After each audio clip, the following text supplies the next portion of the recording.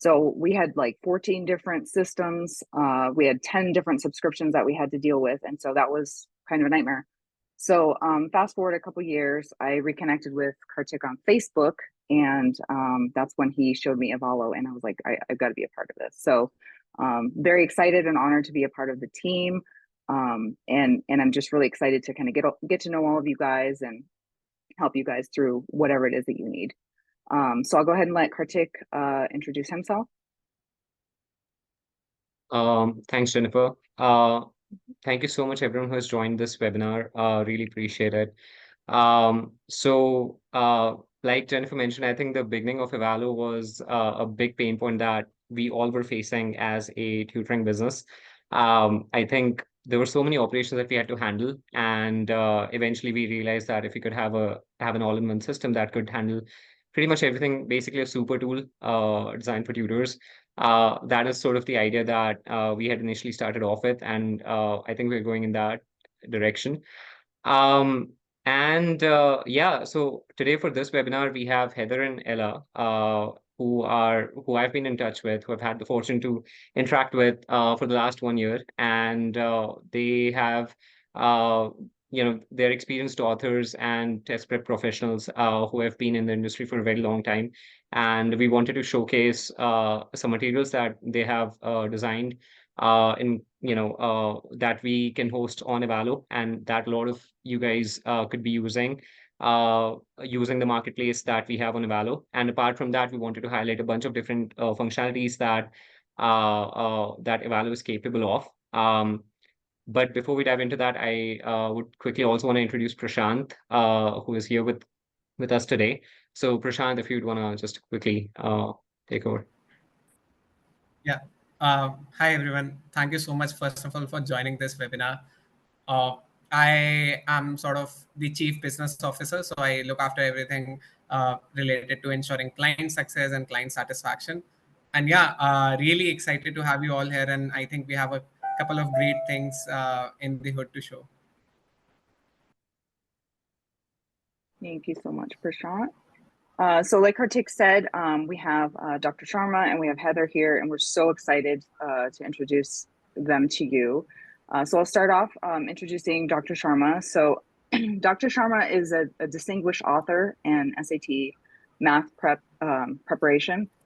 She's acclaimed for her clear, comprehensive, and practical approach. Her books are highly regarded and widely used as course books and public school SAT electives, reflecting their impact and effectiveness.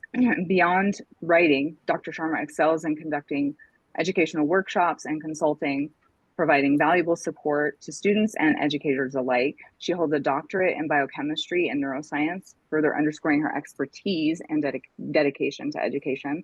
So I will go ahead and pass it over to Dr. Sharma, and she will present.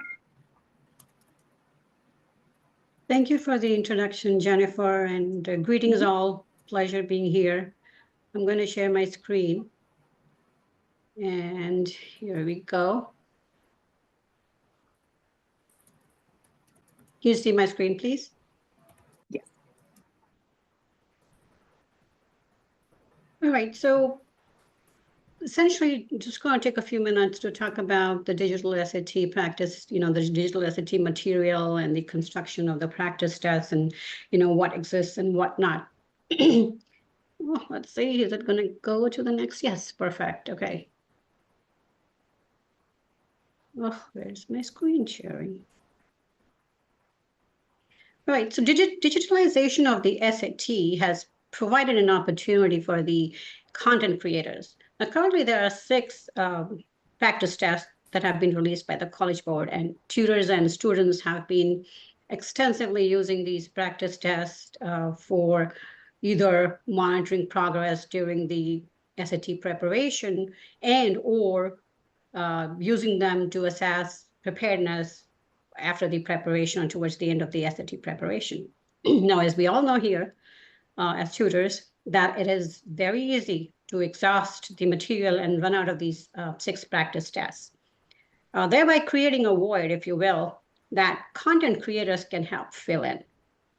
Now, we all know, and as I say, that the College Board practice tests are, they exist in a precious realm, if you will, since they're created by the College Board and, scored using College Board's algorithm.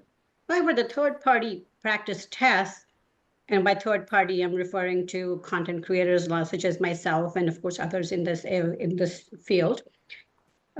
These practice tests can serve as a valuable tool, especially during the preparation phase. So, for example, what I mean by this is that the third-party practice tests are going to be very helpful in this number 1 bullet that I have here. And of course, not to say that they cannot be used here, but the way I look at it and I propose is, and I tell my students is that use these practice tests to monitor your progress during the preparation and save your Blue Book practice tests after you've done the preparation, and then you can score yourself and feel happy about it. That's how I look at it. However, creating practice tests is not as straightforward as it seems. It's not like creating 22 questions and calling them a module. It's an exhaustive exercise that requires meticulous planning, and I rather say like a project plan, and thorough analysis of the released practice tests. And bullet number 2, as I say here, these practice tests that are created by the third-party vendors or creators, content creators like me, they must align to the real SAT. Okay, so let's talk about that for a minute. They must align in terms of the content coverage and in terms of the interface features. So let's take an example of the math section. Now, the math section has 4 domains. The math questions cover 4 domains, math areas, 4 math domains. The algebra, advanced math, problem solving and data analysis, and geometry and trigonometry. And the questions from these 4 domains exist in a certain proportion for, we know that algebra and the advanced math have 35% each, and whereas the other 2 are 15% each in terms of proportion. It's important that when writers, content creators create content, they keep all, these things in mind that I have listed over here. Similarly, for the problem difficulty, the questions range from easy, medium, hard sequentially, and each module, the module 1, as well as the easy and the hard modules of module 2, have a certain proportion of easy, medium, and hard tests, and they vary with the module 1 as well as with the easy and the hard module 2. So again, that's something that needs to be kept in mind. Similarly, the proportion of the 4 multiple choice and the student-produced response are distributed throughout the tests and exist in a certain proportion. Similarly, the language, the verbiage of a question is very important to keep in mind. For example, in the XY plane, the graph of the function g passes through blah, blah, blah. It's important to conform to the verbiage of the questions that are composed by the College Board, so the students can experience, in a way, the real tests, the type of questions that they will see on the day of the SAT. Constructing the answer choices may not seem that important, but actually it is. So, for example, let's say a question says, what is 30% of something, something? Well, the correct answer choice will have 30%, and there should be a distractor for the 70% as well. And of course, other answer choices somewhere in between. So all these together are important when creating questions and putting together a module, either for the reading and writing or for the math section. Now, similarly, the interface features, the look and the feel, the time management capability, the countdown timer, warning. Similarly, capabilities such as annotation, highlighting, marking a question, being able to move back and forth. And of course, for math, the integration of the Desmos graphing calculator. These are all important to keep in mind when the content creators, create the test. Well, now let's say I created a perfect test and I'm so happy and I've, covered what I've showed in the previous 2 slides, and I feel very good about myself. Well, the prudent thing would be to seek review and critique from peers and colleagues. And then that's, and incorporate the feedback, and that's going to result in the quality content that has been, vetted and reviewed by some, peers such as me, myself, and others. The capability for performance analysis, such as being able, okay, what questions did I get wrong? Which skill or domain do they map to? A report of that nature, and I know College Board provides an extensive reporting, but somewhat, the tool should somehow, or whatever these practice test platforms are, they should have some sort of a, performance analysis capability like that. And last but not the least, so right now we have 6 practice tests. Let's say College Board now, within a few months releases 2 additional practice tests. And boy, now we see some new type of questions that have appeared over there. Well, it's very important for content creators to now go back and, review the new questions or the new practice tests that have been released, analyze them, go back to the drawing board in sort of a way, not totally, and then start looking at, okay, now, do I need to update or tweak my practice tests that I already have? So it's a elaborate, meticulous process that should be followed to produce good content that sort of, I wouldn't say is identical to College Board, but sort of, resonates with the College Board content. So no pressure on us content creators. I have 5 SAT math practice tests hosted on Evallo platform. And I'm sure that during the course of this webinar, the Evallo team will be, talking more about them and sharing them. So I will thank you all for listening to me, and I'm welcome at the end for any Q&A. Thank you all. Jennifer, back to you. Thank you so much, Dr. Sharma. That was great. Okay, so now I'd like to introduce to you guys Heather Krey, M.Ed. She's a co-owner of World Class Tutoring with over 20 years of experience in SAT and ACT prep. She authored the company's innovative test prep curriculum. Heather holds a dual bachelor's degree in engineering and psychology from Lehigh University, along with M.Ed. degrees in mathematics from DeSales University and teaching from Kutztown University. She's PA teaching certificates in math, physics, chemistry, and English, and has taught at Parkland, Emus, and Southern Lehigh High Schools, as well as Cedar Crest College and Kutztown University Writing Center. Prior to World Class Tutoring, she managed test prep for success. So I'll go ahead and hand that over to Heather now. Thanks, Jennifer. Sure. Let's see, I'm going to share my screen here. Can everybody see that all right? Yes.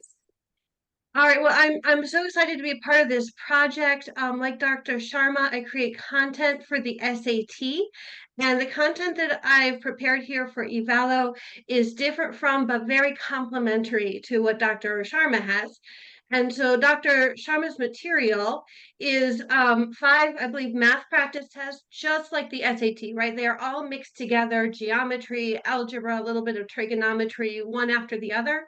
And you can get a score from taking them, right? What I have are a bunch of drills that are organized by content. So after you take a practice test like one of Dr. Sharma's, you're going to identify some strengths and weaknesses, areas that the student really has to work on, and that's where my drills will come into play. So they're going to be not all mixed together like on a real SAT. Instead, they're going to be skill building, so that when you decide your student needs extra help with something like SOHCAHTOA, then you can pull up a drill specifically on that topic at the specific difficulty level that student needs, and you can build up those skills so they'll get a higher score the next time they take a practice test or the real test.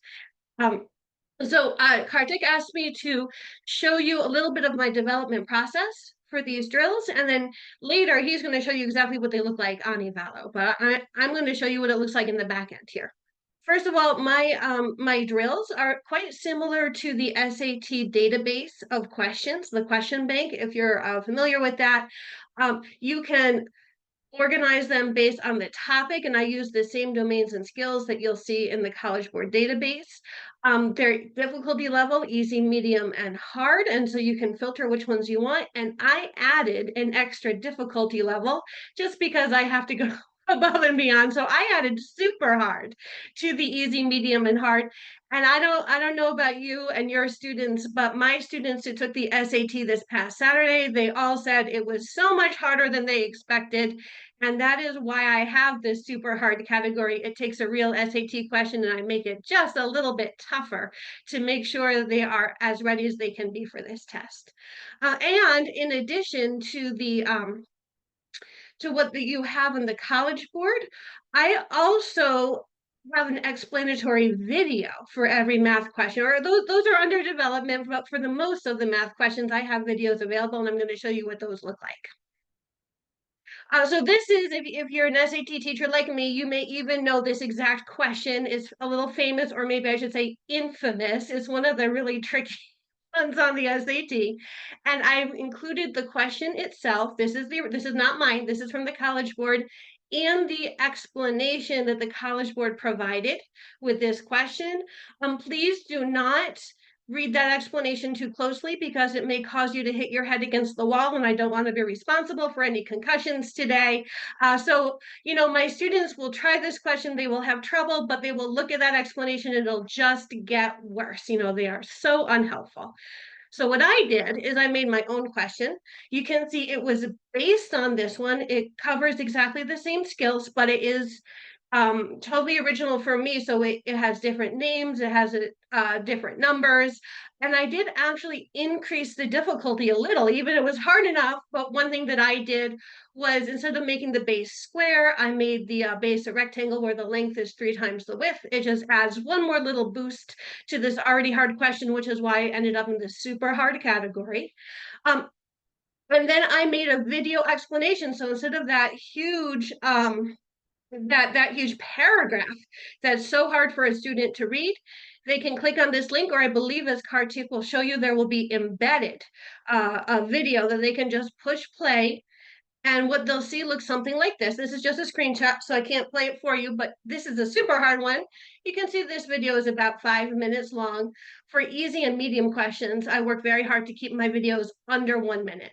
For these harder ones, they can take a little bit longer. And you'll see it looks quite a bit like Khan Academy, where I use screen sharing and I work through the problems, and you'll hear my audio as you go through. And I'll tell you, I have watched some students go through these videos, and I'm very pleased with their responses. They say the videos are very helpful, much more so than reading a paragraph. And you get a lot of agency over the videos, meaning I was amazed watching in fact, my daughter, she sat with me to do some of these, and she would pause as soon as she got an idea and finish the question on her own. And then she would rewind and she would take a 30-second video, and it would take her 2 or 3 minutes to watch it because she was controlling the show, right? She could rehear anything she needed to hear again and pause to try things out on her own schedule as she went. And she loved that about it. It was actually, in some aspects, better than having me live, because she could control how fast I spoke and when I was repeating myself. So when I make these videos, I work very hard to keep them as simple as possible. You'll see just a plain white background, just the question. And I try to keep them fast. I do not repeat myself because I know the students have the ability to hit replay. So they're going to make it repeat as many times as they need. And so my job is to make it simple and direct and give them all the agency when providing these videos. I want to show you one more. Here's another question, again, straight from the SAT. This is a question about a circle. And the explanation is very much heavy on using this model, which I love. It has all 3 of my initials, HRK. However, there is a better way to solve this problem than using this equation, this formula. That better way is Desmos, and I have it here. And by the way, you can also search. I have the strategy, the recommended strategy, coded for every question. So you can search for questions that have Desmos as part of their solution.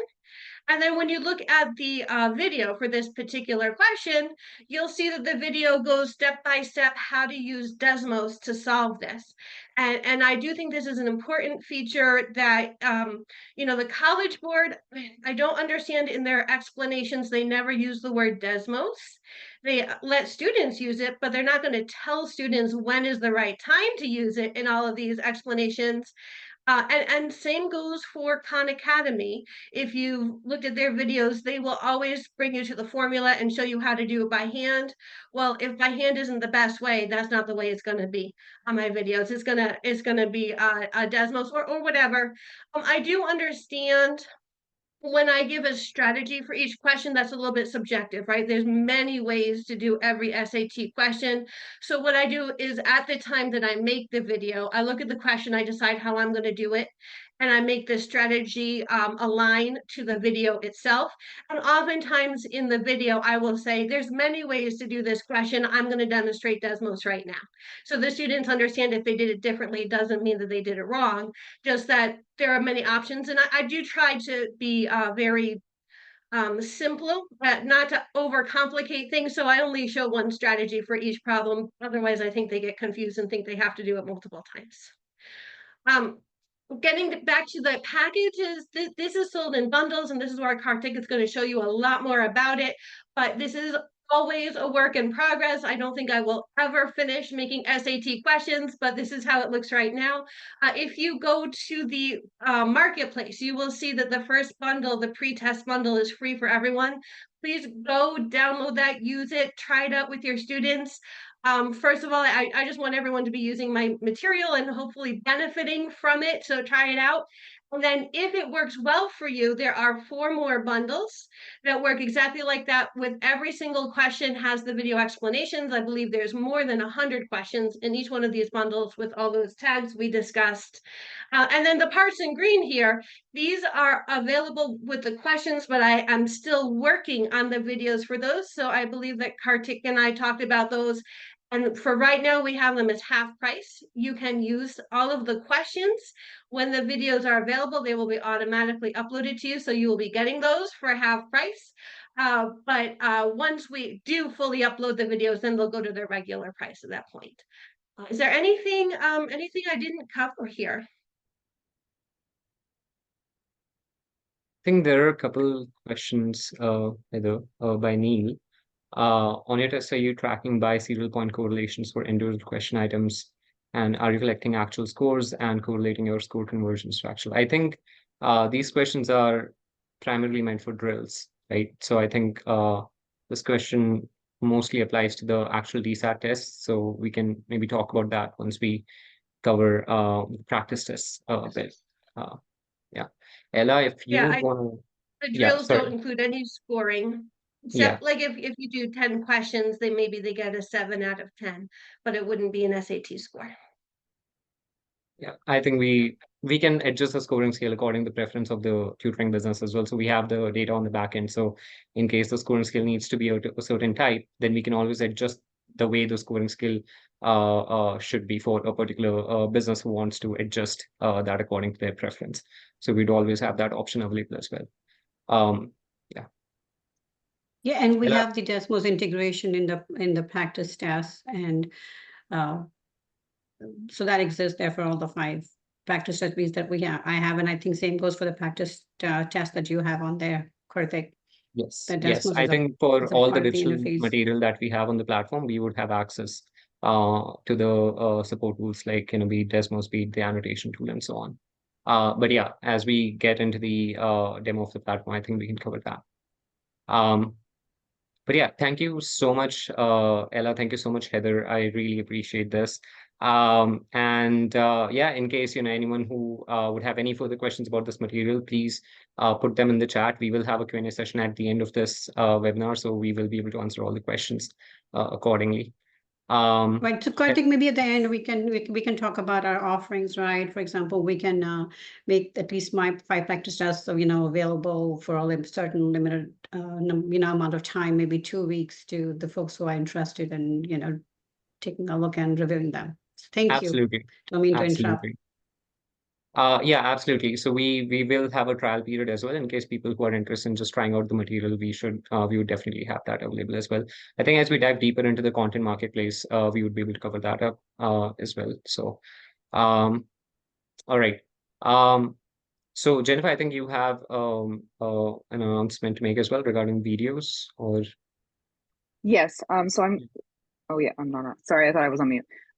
Yes, so I am going to go ahead and allow for the video. So if you guys want to turn on your video, you're welcome to do so. Awesome. All right. Kartik, So you're up. all right. Let me just quickly share my screen and we will begin our tour of Evallo. All right. Been looking forward to this moment for many days now. Finally here. All right, is my screen visible? Yes. Awesome. All right.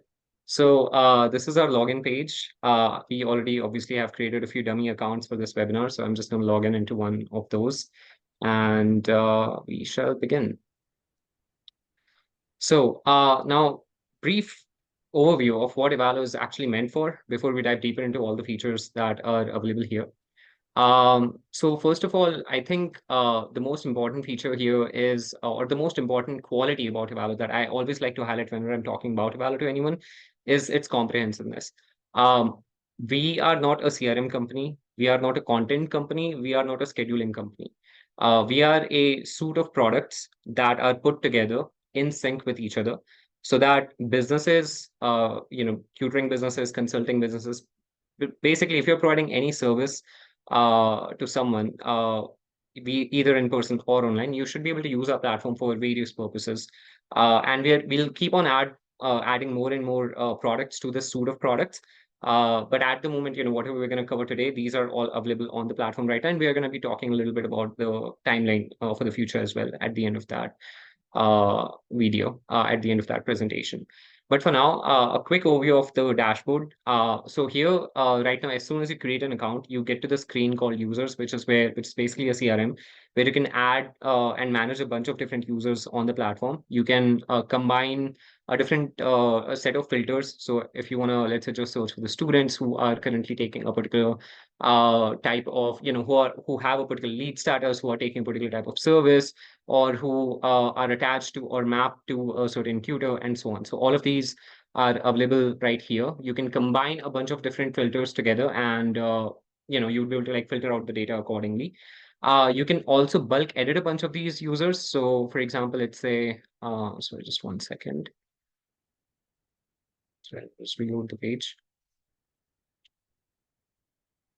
Yeah, so if you would want to, let's say, store more information about a particular student beyond just, their first name, last name, email, and phone number, you can just go to that particular student's profile and you can add a bunch of different information about that particular student, whether, it's their school, it's their grade, it's their email address, phone number, a brief bio, the associated parent with them, their interests, subjects, personality. This is a blank profile. So in case, let's say that you would want to add, Marcus likes basketball and soccer, you can just add that right here. It will show up in their interests. If you want to add the subjects that Marcus is taking in school, for example, you can just add those right here. In case you're using any particular whiteboard links, you can add that right here to the platform, whether you're using Miro, whether you're using FigJam, whatever whiteboard you might be using, you can add those links right here to save them. In case you have some files associated with the student, you can always upload them to the profile as well. You can add their personality. If the student has taken a bunch of tests on the platform, you'll be able to see that right here in their assignments. If you would want to add their official SAT and ACT scores, you'd be able to add those as well. In fact, we are actually going to be adding a bunch more tests so that this is going to be quite a bit more dynamic. You can actually add a bunch more different types of official scores directly to the student's profile.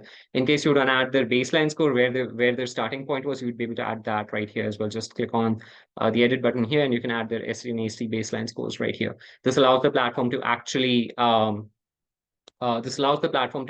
compare the baseline scores along with the official scores of all the students, and that gives you a lot of data about cumulative analytics for all the students that are working with you currently. You can also keep track of the score progression, the time that they're taking per question, and the conceptual accuracy. This is just dummy data for this demo account, so you can ignore the charts here. Essentially, what we track is the amount of time taken per question, per concept, per section of the test, and the accuracy. So what percentage of questions are the students actually getting correct out of every single concept of every single test for every single section of that test. You can manage your lead statuses right here, and you can, of course, if you want to add some internal notes about the student, you can add them right here in the profile as well. In case you're taking any notes on the calendar, they will also show directly on the student profile right there.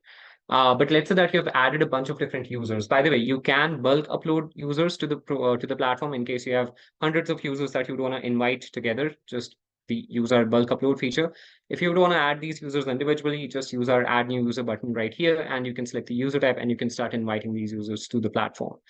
Beyond that, if you have invited a user but they haven't joined, or in case there's any trouble for them joining, or in case you just want to save a lead and invite them later on, maybe after a week or two after they've confirmed the sessions with you, you can always bulk select them and you can send the invite link once again by clicking on invite users.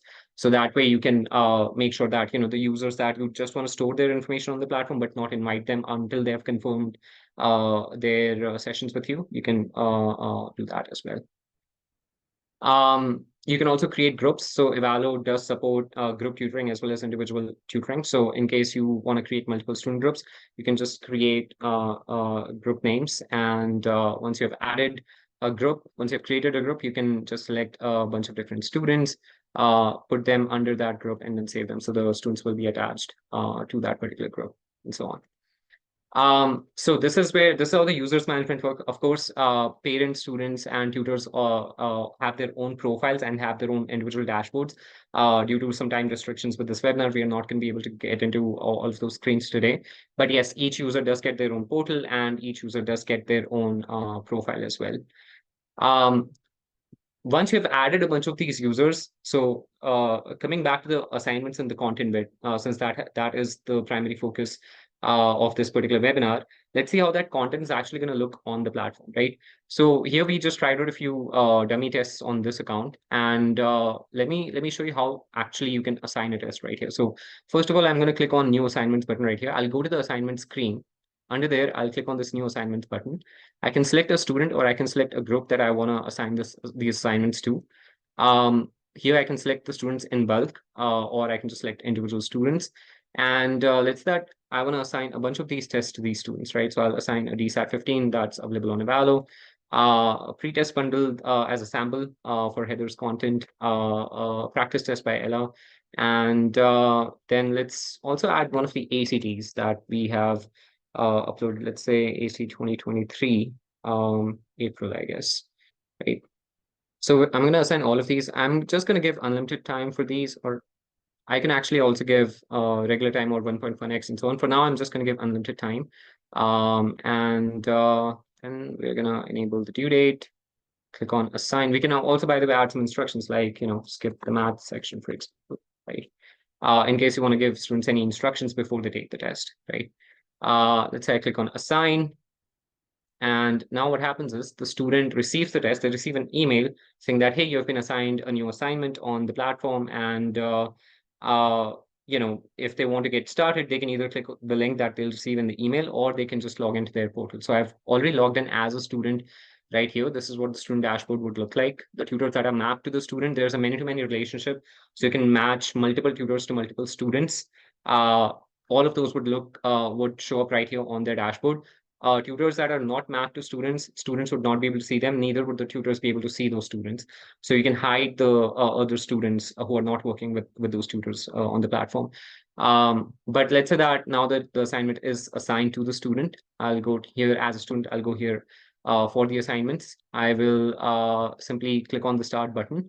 Let's say that I want to get started with, let's say this test, right? The pretest bundle that Heather had mentioned earlier. So here you can see that for this pretest bundle, we already have a bunch of different sections that have been added. So let's say that, we would want to begin with this exercise using Desmos. I'll just click on start section. And the question is going to appear like this. So very similar to the Blue Book interface, so that students are getting actually comfortable with using these rules directly on the platform. Just FYI, you can add your own rules to the platform as well in the similar fashion. So let's say that we answer a bunch of these questions right here. There are SPR questions as well, so we would always have the option to type as well in case one of those questions is an SPR question. Otherwise, we can just continue answering these questions right here. So this particular section just has 12 questions. I'm just gonna, oh, there you go. There's one SPR question. Let me just add the answer. 1, 2, 3, and then click on submit. Once a student submits a section, now this section is locked for the student, and the student is actually not able to see the report until they are done with that entire test, entire assignment, or the admin manually goes to the assignments and actually marks that particular test as completed. So if I go here and if I mark this as completed, the score report will be available immediately for the student, parents, as well as myself as an admin and the tutor. However, if I don't want to do that, if I want the student to attempt all the sections first and then look at their scores, then I don't need to mark the test as completed. I can simply view the scores on my end. So when I go to view report right here, I can see that the student started this test at this particular time. I can see that they missed out on a bunch of these concepts. This is how much time they took overall for that section.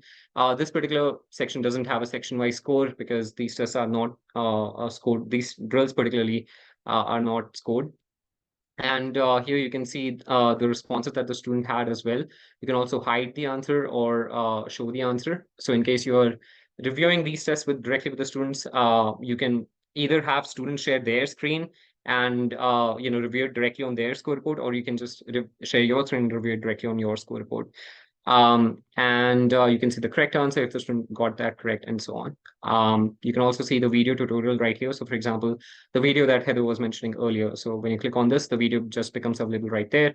And when I click on play, the video will start playing right here on the screen. So we also have written explanations. This particular question is not currently we haven't added the written explanation, but written explanations, video explanations, both are available for all of these questions. As we increase our database for tests, we will keep on updating the explanations as well accordingly. You also get some graphs and charts about the time taken, about the conceptual accuracy. So how many questions, how many attempts were made, on average, how much time was the student taking for each question, and so on. Yeah, so all of this is available right here in the score report. Let's try another test. Let's try this DSAT 1 math practice test by Ella, and let's begin with module 1. So again, the student gets a warning and then they begin the section. Here you can use the calculator tool. This is integrated with Desmos. You can drag it around. You can minimize it, maximize it, close it.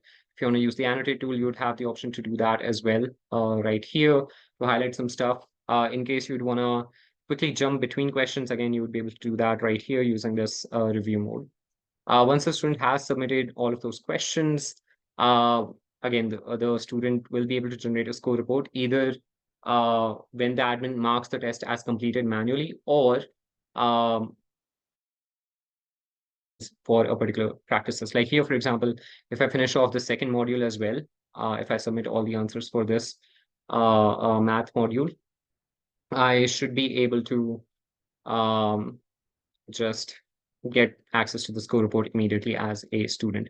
By the way, you can enable and disable. The platform is highly customizable, so I'll get into the settings bit in a second. But you can see that the score report is available right here. Seems like all my guesses were wrong for this particular test. But anyway, a student is also able to see the score report immediately as soon as they're done with a practice test. And they get pretty much the same analytics as earlier. Apart from that, this is one of the DSATs that we had on the platform. So for example, if you'd want to just check this out, this is one of the tests that we were taking earlier. So I just hit the continue button and I can just continue from where I had left off, which is why I gave the unlimited time. In case you would want to time these tests, of course, you can just, assign a test with the timer enabled, and the timer will show up right here as well. So yeah, this is pretty much how the entire interface looks. Now, coming to the tests which are offline, which are not happening directly on the platform, but the content is available either in a printed file with the students, or like, for example, at the ACT, right, where the entire file is usually available with the student, and they have to take the test on paper. So for those tests, we actually have the answer keys embedded directly into the platform. So let's say that, the student was assigned an ACT right here, and you want the student to take the test on Evallo so that it can automatically grade those tests. All you have to do is assign the test to the student, and they'll have the copy with them, hopefully on their end, and there you go. They can just submit their answers right here. This could be, honestly, I'm talking about the ACT. This could be applicable to any quiz, any test that you'd want to take. As long as if you'd want the student to be taking that particular assignment offline, you should be able to like add that to the platform and just simply start assigning them these quizzes. The students can, by the way, also mark these questions for review. The same is true for the DSAT as well. The students can mark the questions for review, and any questions that are marked for review, once the student has submitted their section, the admin would be able to see it on their end, and the student is also able to see the questions that were marked for review on their end. So for example, for this particular ACT, if I looks like this is the one that I just took. If I click on view report, I can see that these are the questions that were marked by the student for review. This is how much time the student for each question. This is what the student's response was. This is what the correct answer was. I have disabled the correct answer from the student's end. So as an admin, so if the student sees the same report, they would not be able to see the correct answer on their end. So because it has been hidden by the admin, and you can always enable that if you prefer that option instead. But that's basically how assignments work. You can filter out all the assignments on the platform. You can filter them by completion status, by the tutor that assigned that, and by the assignment name itself, in case you'd want to filter by that, and so on. You can also just type the name of the student in the search bar, and that should also work. In case you'd want to add custom material to the platform, like your own curriculum, your own quizzes, that's also possible. All you have to do is click on add new material and upload a metadata. In case you have a PDF file associated with that, you can upload that as well right here. And you can select the test type, you can give the assignment a name, and that would be it. So, yep. I think that covers everything about assignments and content. One thing that I would want to cover, so calendar is something that I would have Prashant cover in a second. But before we jump into that, I do want to mention a really cool feature that we have on the platform, which is the white labeling feature. And by the way, if you have any questions whatsoever about content or assignments, DSAT, anything like that, just please make sure to add all of your comments in the chat. So we'll cover that at the end of this call. But yeah, one really cool feature that we have on the platform is the white labeling bit. So for example, right now you can see that, right now you can see that this is the, this page loads. This is the sign up screen that if I want my students to be attending or to be joining the organization, I would share a login page with my students, a sign up page with my students, where they can just quickly fill out a form and they can sign up. But we're going to do some magic here. We're just going to go to white labeling, go to brand elements. So here you can see all the logo, the new updated branding and logo for Evallo. But let's say I want to white label this entire thing.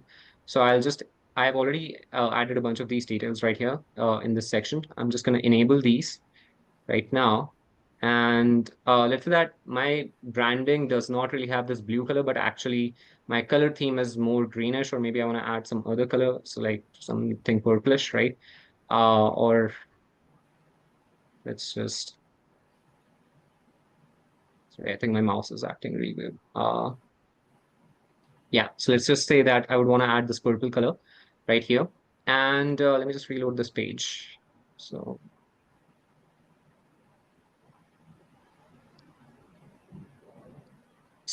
oh, I guess I had to save the changes. There you go. So now when I reload the page, all of the branding that I've enabled, my parents and students, when they are signing up, they're going to see my company's name, the logo, the website, support email, whatever email I would have embedded there. And in case they would want to sign in, if they already have an account, they can just click on the sign in button. In case they want to sign up, they can just use the screen. So basically what happens is, and by the way, you can see that the favicon for this has also changed. So the entire platform can be white labeled to the bone.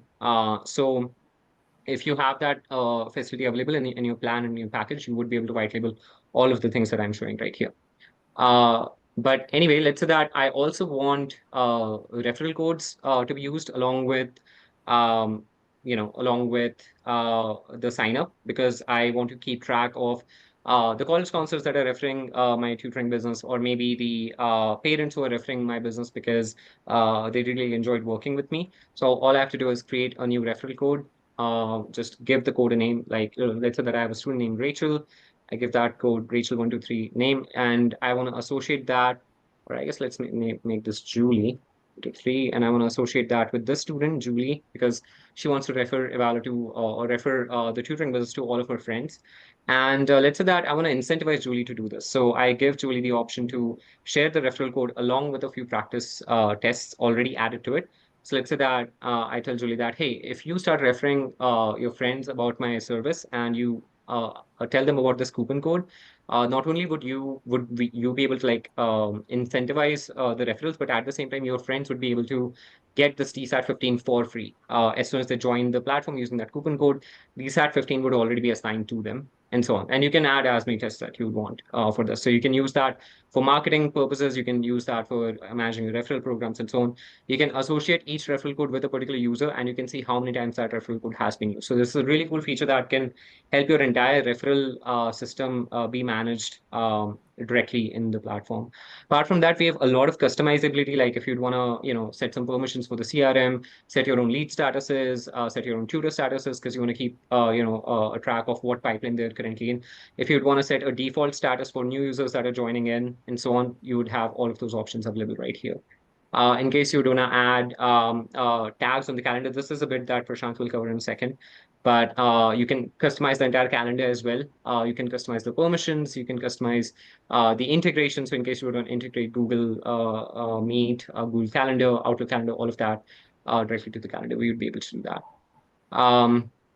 In case you don't know, again, this is where the permissions for the assignments are, where you can enable or disable certain access for certain types of users on the platform.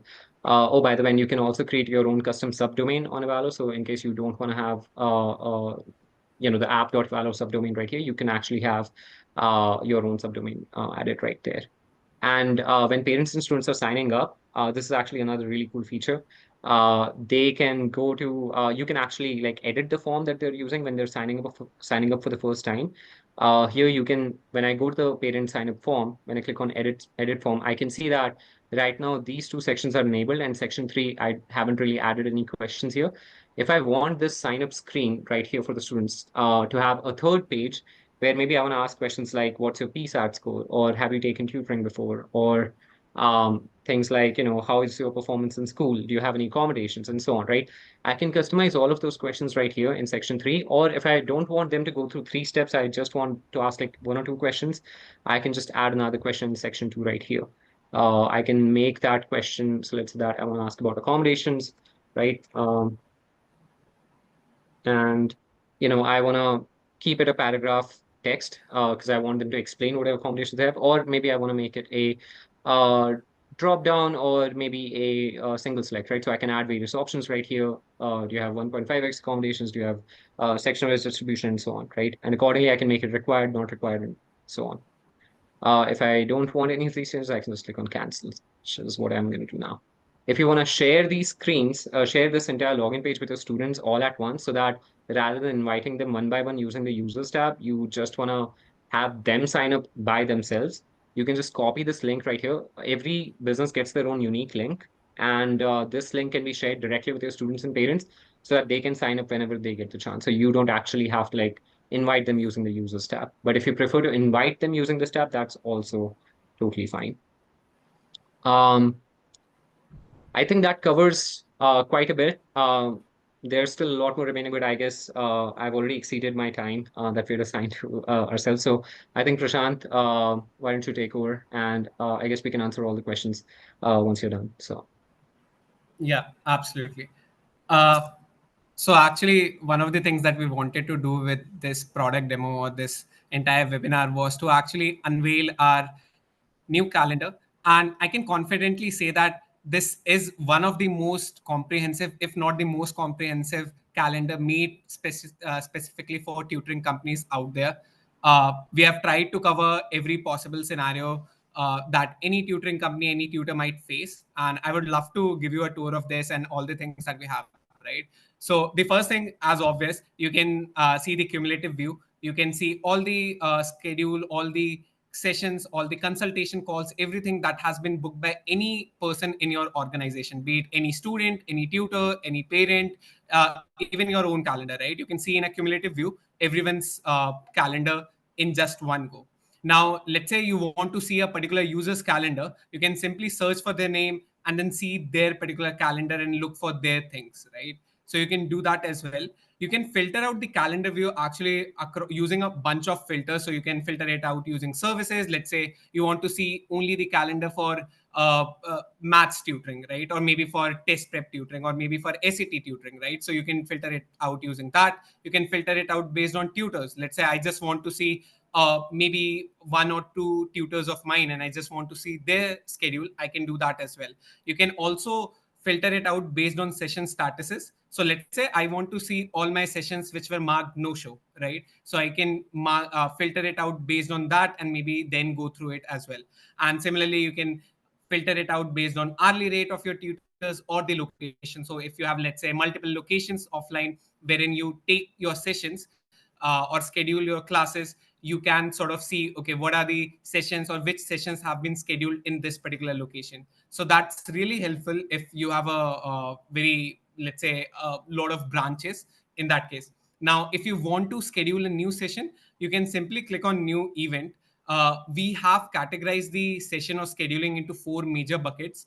Number one is sessions. So it's basically when you are meeting your students, you want to schedule normal classes or sessions, you can use it as session, wherein you can mark it as recurring. Let's say it repeats on a weekly basis. Let's say you know that, okay, every Monday, Wednesday, and Friday, we would meet till the end of this month, right? So you can do that for a particular time and it would automatically schedule the session. You can mark this session as rescheduled, or you can mark it as partial session in case that happens.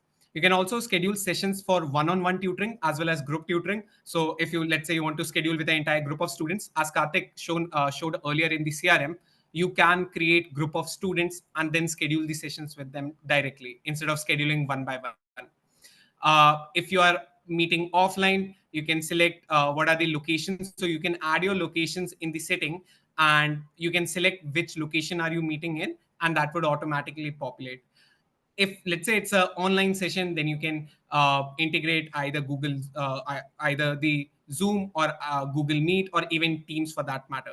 You can select the service for which the session is happening. Let's say we are doing for test prep. You can select the topic for which it is happening. Let's say it's for SAT. And then you can also add reminders. So you can select the frequency of the reminders and customize it to the core to ensure that everything works smoothly. Let's say once you have scheduled your session and later you want to sort of reconcile your sessions, you can do that by, let's say, changing the session status. You can mark it as no show, mark it as completed, cancel, whatever the case might be. Similarly, we have a bunch of these session tags, which Karthik also briefly pointed out in the settings, wherein a lot of times tutors do not have time between the sessions to actually add detailed notes. In that case, you can customize and create detailed sessions tags, reconciliation tags. For example, we have created these few tags which include whatever the sections discussed, what was the tutoring section discussed, if it was a subject tutoring, if homework was assigned or not. Similarly, you can create a lot more tags and you can customize all of this. Like, all this is, you can either disable all of this if you don't need it at all, or you can change things as you want, right? So all this is customizable. You can also add things like student mood and other things as well. In case you want to add detailed session notes, you can do that as well. So you can add internal notes, which would be just shown to the admin. And you can also have shared notes, which are also shared with your clients, which is essentially your parents and students, to communicate anything that you want to do. We have also integrated a bit of invoicing and payroll directly here. So you can also add your tutor's hourly rate as well as cost directly here for the invoicing purposes.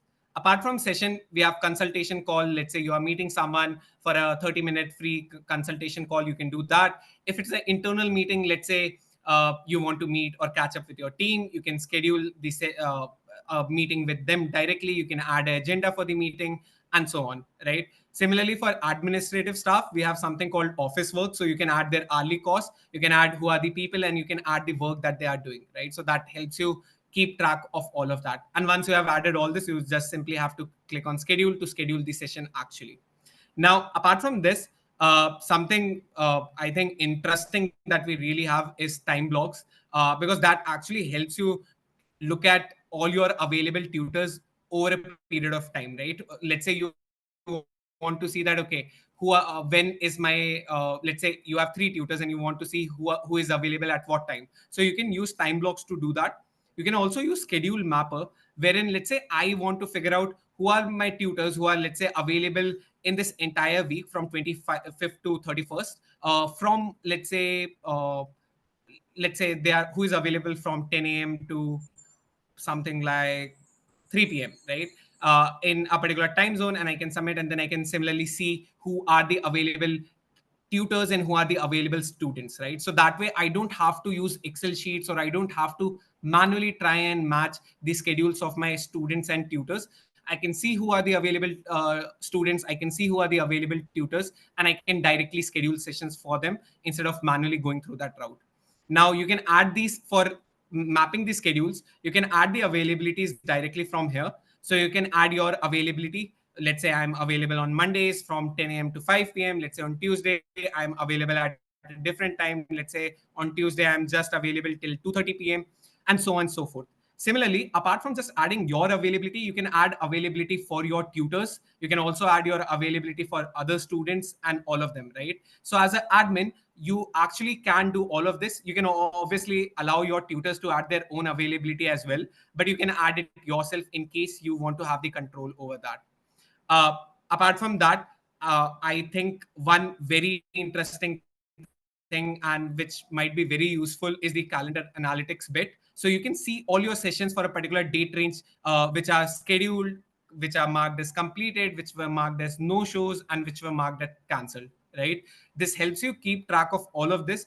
Now you can filter it out based on event status, or maybe for a particular student, or for a particular tutor, or you can use other filters to sort of filter things out as per your needs. You can also see the projected revenue, the completed revenue, things like your projected cost, and all of that based on your tutor's cost, right? And then you can also see the details for each session by session, and figure out what's happening there as well, right? So these are a few things. Apart from that, I think one very, very interesting thing. So a lot of tutors usually use Calendly or Acuity to create appointment bookings, right? A few of them also use Outlook, or they might also be using Google Calendar for that matter to create appointment booking pages. But our system sort of allows you to do that without actually using any third-party application. So once you have added your availabilities, you see booking link here. So this is a shareable link that you can share with your clients. I would show you how this opens up, wherein you can sort of, this is how it would look to your clients, right? So they can see all your details. They can select the duration. Let's say I want to schedule a 30-minute call. They can select a date. They can, based on your availabilities as you have added, they can select the appropriate time limit. They can enter the details, and then they can schedule the meeting accordingly, right? Now, once they schedule this particular meeting, it would show up directly in your event request. So it does not automatically get scheduled. You can approve, or let's say, because a lot of time last minute something comes up, or maybe you forgot to change your schedule, right? And you are actually not available at that time. So you can cancel event or decline, or maybe you can reschedule if you want to reschedule that. Or if everything works out well, you can also accept the same to just schedule all that on your calendar as well. And it would send a confirmation email to your attendees as well. So yeah, that's most of the things. One interesting bit as well is time off. So if, let's say, your tutors are not available for a certain time period, or maybe they are going for a medical appointment, or maybe they just took a break for like 2 weeks or 1 week, right? So you can add their time offs directly here. And that way you can sort of like the system or the scheduling would automatically adjust to account for, okay, this tutor is not available from this time to this time, so I would not show them as available during any of those times, right? So it can help you manage that as well. So yeah, these are the few things on the calendar. A bunch of other things as well, again, from a customization perspective. If you go to calendars, you can, as I was mentioning, you can customize each of the tags and all of that as well. So you can create your own tags. You can maybe toggle on or toggle off a particular tag. You can edit it if you want. You can add more items. All of that is possible. So it's highly customizable. You can also customize the permission. So let's say what default calendar view do you want to have? Is it weekly, monthly, yearly? You can allow your tutors to schedule sessions, or if you want yourself as an admin to do all of that, you can do that, right? You can also select the frequency of your reminder emails to parents and students and manage that as well directly from here instead of while scheduling. Finally, the integrations. So we have a two-way integration with Google Calendar and Meet. So it would automatically populate, and everything that is scheduled here would also reflect on your calendar. Similarly, you can also integrate your Outlook calendar. And in case you use Zoom for your sessions, you can integrate that as well. So yeah, that's most of the things about calendar. If there are any questions, I would be happy to take that up in the Q&A. But taking from here, I actually also wanted to show you a sneak peek of something that is in our pipeline and we have been working on. It still does have some time before it is released, but then I would want to take this opportunity to actually show you what it is, right? And I'm actually speaking of our invoicing. So we have been as comprehensive as our calendar is. We are also trying to create a very comprehensive invoicing system. And this is sort of a first glimpse of it. You would be able to manage every possible scenario in terms of your invoicing, be it family invoicing, be it package tutoring, pre-session. Let's say you want that, okay, if a student does not pay 12 hours before the session should automatically be cancelled, right? You would be able to set all of those things. Similarly, we have post-session invoicing that, okay, the student or the parent has to pay 12 hours or 24 hours after the session has been marked completed, right? If they don't do that, the next session would be cancelled or they would be charged a penalty, right? You can do that. You can also add a bunch of other things, but just to quickly show you, so you can see all your invoices, all the details around your invoices. You can also set like family defaults. You can see the billing plans for each family and control all of that as well. You can also sort of create a new invoice by tutoring package or a single charge if you want to do that. Let's say you want to create a tutoring package. You can select the parent. You can then select the student for whom you want to do that. Let's say we want to do this for particular student. You can match tutors and sort of, okay, let's say this particular student, they were, let's say, taking services from a particular tutor. You can select all this and it would automatically populate. And if you actually want, you would be able to automate all of this as well. Instead of you manually doing all this, you would be able to do this on a very automated fashion as well. And as I was mentioning, all this is highly customizable. So you can select your default billing plan. You can auto approve schedule invoices instead of manually approving it in case you want that. You can add charges for missed sessions. Similarly, you can connect Stripe so that you are able to actually also collect the payments and not just generate invoices, right? So all that is possible, and a bunch of things in the pipeline. But yeah, really excited as we go ahead. But yeah, this was all from the calendar and invoicing perspective. And I will again bring this back to Jennifer. Thank you so much, Prashant. Very excited that we're able to get that rolling out too. So now we're going to go ahead and go into the Q&A. Take a look here. Lots of questions. I guess we answered a few of these. I think the next one was, let's see, can we add custom fields?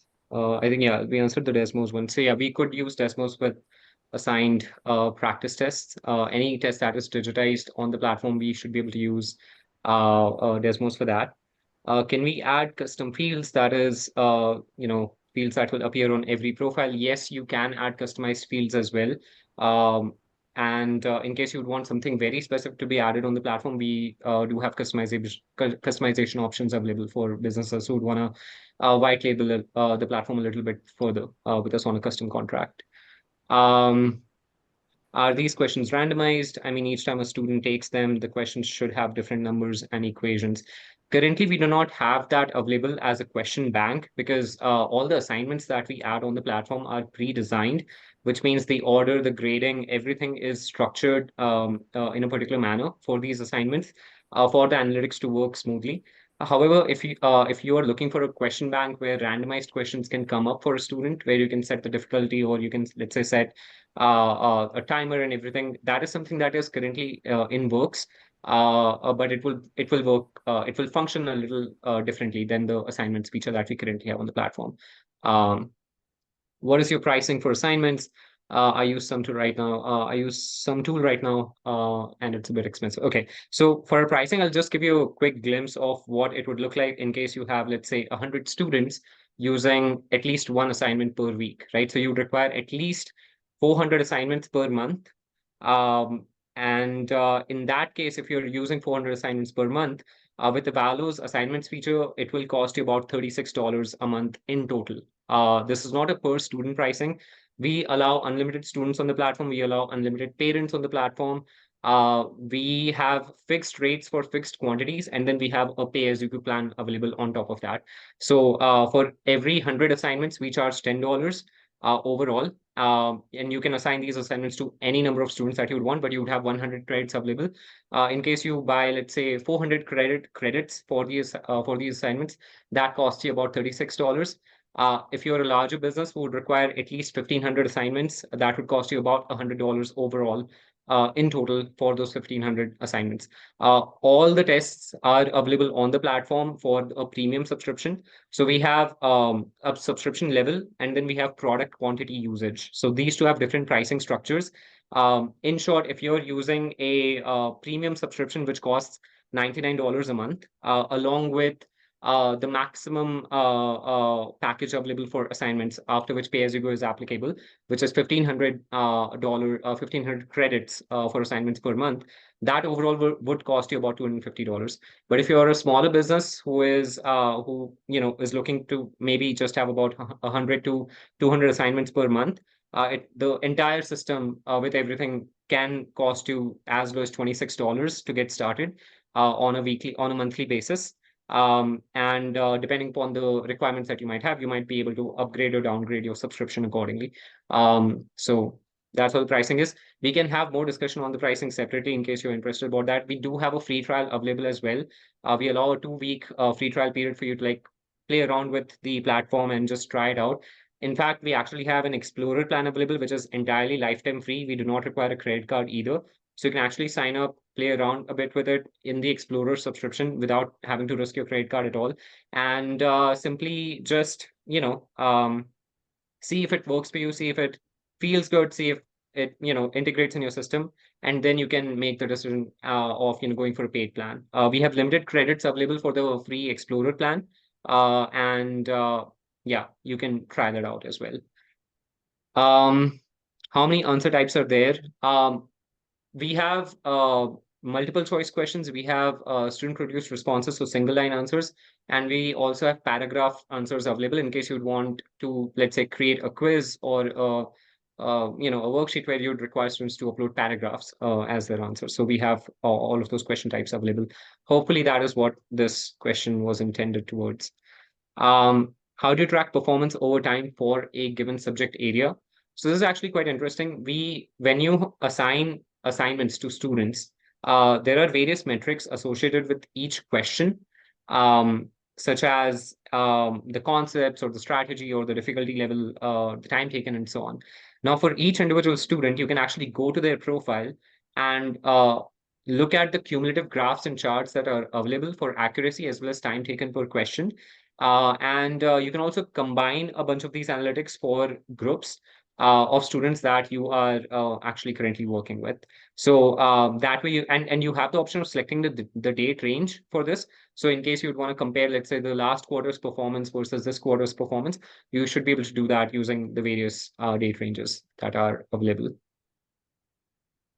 All right, so I have about 10 tutors and I want to manage their schedules myself. I mean, I want to edit and make changes without giving that control to the tutors. How does your platform handle that? All right, so if you have many tutors and you want to restrict their usage of the calendar or of any other product, you can simply go to the permissions and you can disable or enable various operations for them. So in case you don't want tutors to be able to edit the calendar, you don't want them to schedule any new sessions, and maybe you just want parents to schedule sessions by themselves or request sessions by themselves, or maybe you want to like not allow parents to request cancellations because you want them to go through an email procedure that you have set up for them, whatever it might be, whatever your policy might be, right? You would be able to adjust the permissions accordingly for that. So yeah, in case you don't want tutors to be able to access certain features of the calendar and scheduling, you should be able to do that on your end directly. This actually brings me to this first point that I was thinking about, that, like we've seen a lot of other platforms that try to like sort of bring everything in one place for an industry as big and diverse as the private education, private tutoring sector. But we found that a lot of, and in fact, in our own initial beta that we launched, earlier in March, and before that in our alpha version in December, we tested about 60 to 70 users who were using the platform, and we asked them a bunch of questions. And one thing that we started realizing is that everyone had their own very niche demands that they wanted to, customize the platform accordingly. And what we realized is that we want to create something that is actually adaptable to the business. The business should not be adapting to the platform, right? That is the thought process that we have followed. So you'll actually start noticing this once you go to the settings, and once you start adjusting the different toggles that we have available, you would be able to customize the platform to a high degree wherever it's possible for us. All right, for reminders, do you have SMS capability like integrating Twilio? My students do not check email. Yeah, I totally feel you, Erin. I think a lot of students don't check their emails very regularly. We are currently working on an SMS capability. We have worked that on a separate custom integration that we did with another business, but we haven't added that feature on a mass scale directly onto the platform. So if you want something like this embedded directly in your particular platform, we can have a conversation about that. We can customize it for specific businesses. But at the moment, for the general platform that we have, we currently do not have the SMS capability. So yeah. How do you get your content listed in the content marketplace? So you can send us an email saying that you're interested, and we can talk about that. So we actually have to go through a few conversations where we sort of understand what the content is about, what are the qualifications of the content writer, and then what are the various factors that they are considering before publishing their content on our marketplace. Once everything is cleared out, we allow the content writers to set their own pricing, set their own sort of properties of the content that they're adding. And after everything is done, they share the material with us, and then it is uploaded on the content marketplace through our backend. So yeah. Can we assign classes to sub in case of time off? Yes. So if you want to have multiple tutors working with a student in case one student is sick and another tutor has to cover for that particular session for that particular day, you would be able to do that. All you have to do is go to the session details and change the tutor that is associated with that particular session. You can also just map a tutor with a student, and that way they would have access to all the history and the profile and everything that the student has done, while they're working with you. So yes, that is also possible. Is there a wait list for a time slot that is currently filled? So we don't really have a waitlist feature. Like, we don't use that keyword, but we do have a feature where you can just add a user to the platform. Or I guess this is specifically referring to the time slot. If you're looking for a waitlist for a particular time slot, we currently have a warning system where something overlaps with another existing session for any particular stakeholder. They do get a warning when they're scheduling the session. But at the moment, we do not have a waitlist feature. However, we do have a way where parents and students can request a session for a particular time slot. So let's say that I, as a student, am comfortable meeting with my tutor at 11 a.m. So I can go ahead, log into my portal, and I can request a session at 11 a.m. And the tutor can then either approve or disapprove with a reason that this is why we can't meet, or they can approve it and then just meet the student at that particular time. So a waitlist can get automatically created if the students are requesting that, or if the parents are requesting that, and the admins and tutors both will have access to it. but we don't use the term waitlist for that, if that makes sense. Is there any trial period or demo available? So yeah, we do have the Explore plan available, as we mentioned earlier.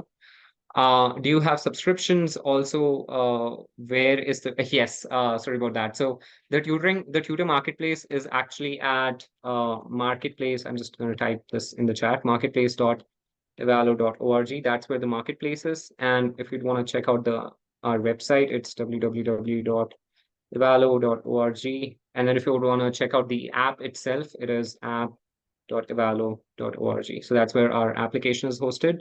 And the marketplace is at marketplace.evallo.org. You can explore the marketplace and you can see if any of the content is a good fit for you. Let's see. And yeah, do you have subscriptions? Yes, we do have a subscription plan with various access levels and features available. In the billing, can I set up monthly invoices, even if it's just showing a debit against a package deposit? Yes, that is totally possible. You can actually have 5 different options.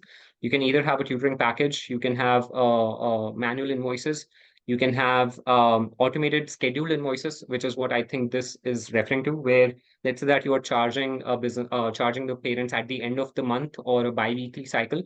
So you can set an automated billing cycle, and within that period, all the sessions that have been marked as completed will actually get recorded or will show up in that list of invoices that Prashant was sharing earlier.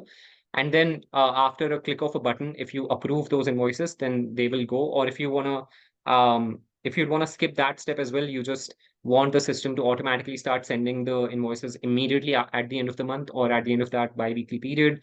That should also be possible, where the system automatically just sends the invoices as long as you have that enabled in your settings. So yeah, you can set up the monthly invoices, you can set up weekly invoices, you can set up invoices with automated pre-session, post-session, manual. All of those are available. How to add predefined curriculum for all tutors, how to monitor progress of students at an admin level. So predefined curriculum. So for us, the curriculum is, again, another keyword for just assignments. So essentially, all the assignments that we have on the platform can be customized.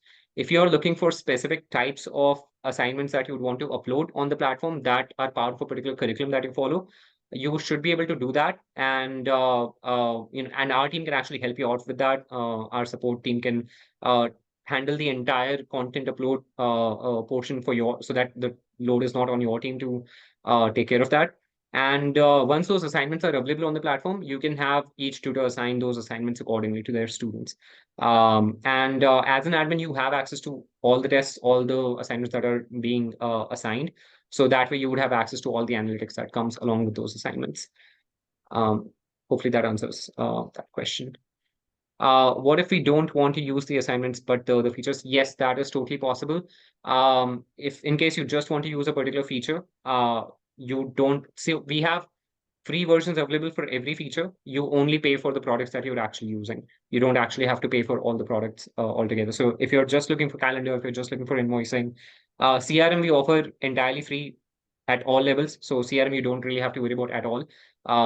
And again, no matter what product you purchase, even if it's just the calendar, even if it's just the assignments and not any other products, you'll still be able to add unlimited students and unlimited parents to the platform. We only have tutor or team size based pricing, and it's basically, with each increase in tutor, the cost increases by $1 to $3 per tutor or per team member that you add. How do I keep track of the practice material that's available? Are you seeing yourself as the Etsy of test prep material? Actually, yeah, that's a good analogy because kinda, yes. We used to think that we are the Shopify of academic material, or at least that's what we're building. But I think Etsy also makes sense. The idea is that we want to democratize the amount of content that's available on the for this entire industry, to be honest, because what we noticed after interviewing more than 100 businesses during our market research is that one of the biggest reasons why people weren't actually able to find high quality material was because it was extremely expensive, or it was available in a way that they couldn't actually review it before they can trust that material. So we wanted to break those 2 to 3 barriers before they can actually test out the material. And what we realized is that see, we have seen a lot of businesses and startups, fail in building high quality material, and we didn't want to go that route. So what we decided is that, we would want to have our own content available on the platform, but at the same time, we are not a content specialization company, right? We are a tech business. We are a tech company that specializes in building these platforms, right? But there are a lot of extremely good authors out there, like, Dr. Sharma or Heather, right here, and who are, able to like produce amazing material. So why not build a platform that could actually allow all the users, whether it's students, parents, or businesses who are looking for high quality material in a and like they should have the filters, they should have the ability to like go through different types of materials that are available on that platform, and they should be able to make a choice. So the long-term vision for the content marketplace is that you should be able to look at a variety of material that's available there, and then make a choice depending upon your preferences, your requirements, and then you should be able to directly integrate that with Evallo. Just a quick disclaimer though about this is that when you do make a purchase on the content marketplace, it takes us about 24 hours to make that change reflect on your account, and you need to have an Evallo account in order to actually use that material. But without having an Evallo account, you would not be able to use the material that's there on the marketplace. So that's a big prerequisite that you should be aware of. If I need to add my own materials, how does it become public? Yeah, it does not become public property. Every content writer, content author keeps complete copyright to their own material. We do not take any rights whatsoever on that. We don't make any claims on that either, neither on the effectiveness nor on the actual ownership. Content authors have complete authority on the material that they're adding. The only thing that we care about is the vetting process. So we make sure that the content authors that we are dealing with are highly esteemed, and they are, that their work, they have some proof of work before they actually start uploading the material on the platform. Is AI being used? No, currently we do not use AI for the platform. We do intend to integrate AI once the product reaches that level of maturity. We honestly don't want to overcome it and under deliver. I think AI could be an extremely strong feature for the analytics and for the student reports and stuff like that. And we are working in that direction. We have a few plans laid out, but at the moment, we definitely are not using AI for content production, and we are not integrating AI with score reports either as of now. SMS capability would be valuable. Yes, I completely agree. I think that's something that we are going to be. We were working with a few partners. We recently worked with integrating MailChimp, and we recently also integrated SendGrid. And yeah, I think SMS Twilio is one of the tools that has really good integration capabilities. So we are exploring that angle. But with SMS comes a lot of other responsibilities that we have to take care of. So once we get past all of that, we should have this feature available on the platform. But it's a definite like future edition for sure, without any doubts. Subscriptions for students. Oh, sorry. Yes, and also marketplace where a student can see all the tutors and their rates. So yeah, subscriptions for students are currently not available. We are an entirely B2B focused company. We do not see students as our current target market. So we are not really targeting students for any kind of subscription plans. We do have a rough idea. A few other companies have also requested this feature where they wanted to have some sort of a automated system where the students could subscribe to a particular lesson type or course with a company or with a student. So we are exploring that angle. If it works out really well, I think we can do that. Apart from that, we do have a custom integration option available as well. So if you have a very specific requirement, we can chat privately, and then we can discuss the possibilities around how we can integrate this. Yeah, thanks, Angie. Appreciate it. Do you offer full-length adaptive SAT tests and full-length ACT tests, or just supplementals? So yes, we do have full-length SAT tests, but they are not adaptive. I'll be very honest with you. Anyone who claims that their tests are adaptive are probably just guessing, because there just isn't enough data available, neither from College Board nor from any platform that is currently selling this material to make the test extremely adaptive. What we have done on our end is we have created moderate level of difficulty for these 15 DSATs that we have available on the platform. And these are all static. But from our perspective, what we thought was that the student who's taking this test for the first time will be seeing these questions for the first time as well. So hopefully it wouldn't create much of a difference. But yeah, if the adaptability is what you're looking for, that currently we don't have that in these full-length tests that are available. It is a feature that we want to explore very, very carefully, because we have noticed a lot of like businesses who trusted some content providers for the quality of the content, but eventually were a little disappointed because while the claims were very, very high, the overall product wasn't up to the mark. We want to like make sure that we are not coming out making big claims about the content. The material that we have, all the questions that we have added are extremely like thought out, and we have worked on each question individually. But as a whole, if you're looking at a test, whether it's adaptive or not, you would require millions of data points before you can even have some meaningful adaptability. And honestly, I doubt that any platform, apart from College Board Blue Book itself, would have that level of data points to make the tests highly accurate in their adaptiveness. So currently, we don't offer that, but yes, it is something that is extremely crucial. So yeah. Thanks, Joanna. I think that covers all the questions. If anyone has any other questions, please feel free to type them in the chat. We'd be very happy to answer those. I just want to, this is Ela. I just want to make one comment on the adaptiveness of the test. And I totally agree with you, Karthik, that it's very difficult to, exactly mimic the College Board algorithm as to, the adaptive nature of the test. And, it's better not to give false hope and, give hope, okay, yeah, it's the right adaptiveness. But I just wanted to point out that at least the test that I have out there, and I didn't mention it earlier, is that there are 5 of them, but it's like, 2 of them are, the second module is easy module. The third test is slightly, between the medium, and the 4 and 5 are more correspond to the harder second module. So I think that's the best that as a content creator, me have done. Again, I don't know about the others. Just wanted to, call it out. Thank you. Yeah, thanks, Ella. Appreciate it. Yeah, hopefully that answers that question. Yeah, if we have any other questions, please feel free to type them in the chat. Jennifer, I guess over to you. Yep. Thank you guys so much for coming tonight or today, wherever you are. It was really great to be able to, showcase our amazing keynote speakers and to be able to give you guys an understanding of Evallo and what we are and what we do.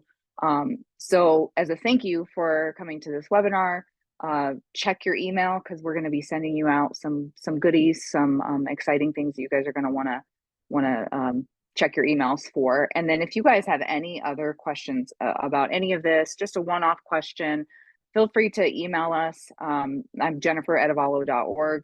We're happy to help answer any questions. If you want to do a private demo to go more in depth in a certain area, just feel free to reach out to us.